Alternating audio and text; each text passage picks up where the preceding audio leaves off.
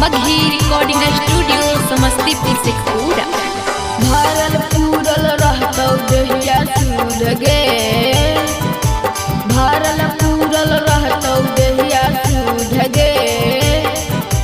खाले में जाबो यही वाला दूध गे, सजिया पसैया से लड़मी कूद कूद गे। खाले में जाबो यही वाला दूध गे, खाले में जाबो यादव जी के दूध गे। खाले में जाबो यही वाला दूध गे, खाले में जाबो यादव जी के दूध गे, यादव जी के दूध गे। खाले में जाबो यही वाला दूध गे, खाले में जाबो यादव जी के दूध गे। अछराय अमर बाली जैसन जही तू मोटाई, लेबे के मन हो बता देना छौरी सस्ते देबो लगाए, हे गे देबो लगाए। अछराय अमर बाली जैसन जही तू मोटाई, लेबे के मन हो बता देना छौरी सस्ते देबो लगाए।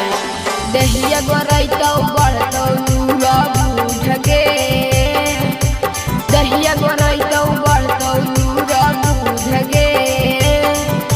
खाला में जाबो यही वाला दूध गे, खाला में जाबो यादव जी के दूध गे। खाला में जाबो यही वाला दूध गे, खाला में जाबो यादव जी के दूध गे, यादव जी के दूध गे। खाला में जाबो यही वाला दूध गे, खाला में जाबो यादव जी के दूध गे। देसी हकौ सुनै गे छौरी कमे हकौ दाम, मेडिकल के दवाई से ज्यादा करतौ गे काम, करतौ गे काम।